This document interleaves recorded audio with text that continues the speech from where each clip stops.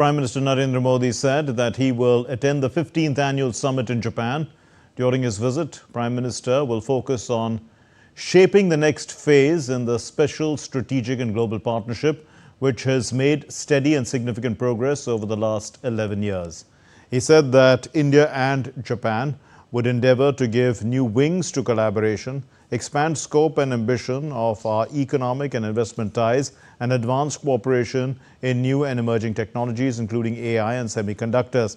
Prime Minister will travel to China from Japan to attend the Shanghai Cooperation Organization Summit in Tianjin at the invitation of President Xi Jinping. India is an active and constructive member of SCO. During India's presidency, New Delhi introduced new ideas and initiated collaboration in the fields of innovation, health and cultural exchanges. India remains committed to working with the SCO members to address shared challenges and deepen regional cooperation. Prime Minister will also meet President Xi Jinping, President Putin and other leaders on the sidelines of the summit. Prime Minister Modi expressed confidence that his visits to Japan and China would further national interests as well as priorities and contribute to building fruitful cooperation in advancing regional and global peace, security and sustainable development. And to put this all into perspective, we have with us Ambassador Sanjay Bhattacharya, retired, former Secretary, Ministry of External Affairs. Thank you, Ambassador Bhattacharya.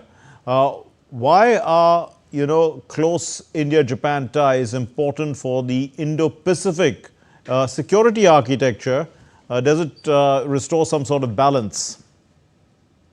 Well, firstly, it must be recognized that India-Japan ties are very special indeed. These are special because they're historic, they range into various sectors, there is great commonality, and in recent times we found what we call the understanding over the confluence of the seas, and therefore the Indo-Pacific or the maritime domain became one in which we extended the understanding from the Pacific to the Atlantic, to the Indian, and further on towards Africa. And this was an area in which we have multi-sectoral cooperation. In a world that is actually in geopolitical as well as geo-economic flux, our partnership with such a large and prominent player, not only in the economic field, but in the field of technology, as well as, an emerging security partner, is extremely important. In the Indo-Pacific, which was an idea which actually came out during Prime Minister Abe's time and was consolidated, in the early days of Modi 1.0. This was an idea that has now matured to a great extent, right. And there are a range of cooperative activities that are now envisaged under the Indo-Pacific Economic Forum, and of course the Quad. So for us, this partnership with Japan, which is a principal player, is very important. You did say, of course, Quad. So to what extent has the Quad alliance influenced bilateral cooperation between India and Japan beyond defense? Well, as you know, the initial idea for the Quad was to have a security initiative. But with the initiative of India and Japan in particular, this was subsequently expanded to a much broader and holistic range of cooperation in development areas, in new technologies, in cyber, and in various other fields. But it does remain a very important aspect for the security domain in maintaining the freedom of navigation in the seas and what we call the free and open Indo-Pacific. So the Quad remains a very important element of that. As you know, in the Quad, which is a partnership between India, Japan, the US, and Australia, apart from that, there are other plurilateral bodies that have also emerged, which include the Philippines in one aspect, the New Zealand and the Koreans in another aspect. So there are a range of possibilities that are emerging, but India and Japan remain at the core of it. Ambassador Bhattacharya, Japan has been a major investor in India. Now, you did mention the flux in the current times, geopolitics and geoeconomics. Let's say that the times of the Trump era, or Trump tariff era, how is it impacting bilateral trade and investment? Well, if you look at the investment front, the Japanese have been invested in India for over 100 years. But I think it was really in the last decade or more that we see a quantum leap in the kind of investments, not only in terms of the volumes of investment, but also the scope of investments.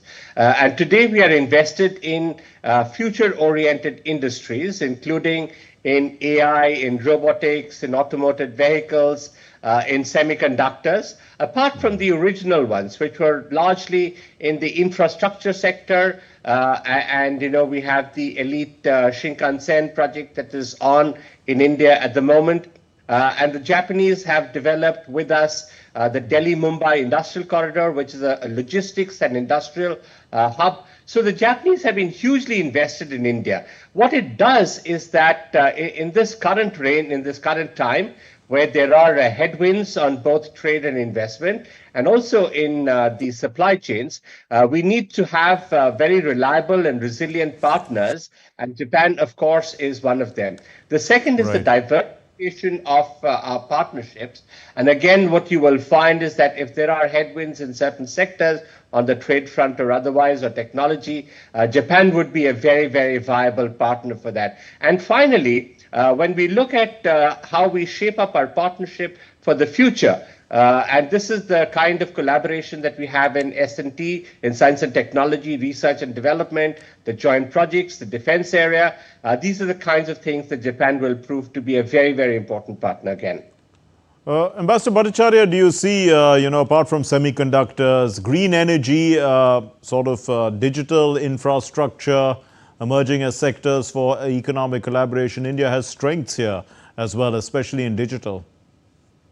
Well, certainly. The Japanese have done their digital infrastructure in a very uniquely different way. And there is much that both sides can learn from each other in this particular sector. I think the types of cooperation are already underway. There are, working groups that are working, that are looking at these aspects. You mentioned about, the other aspect of green energy.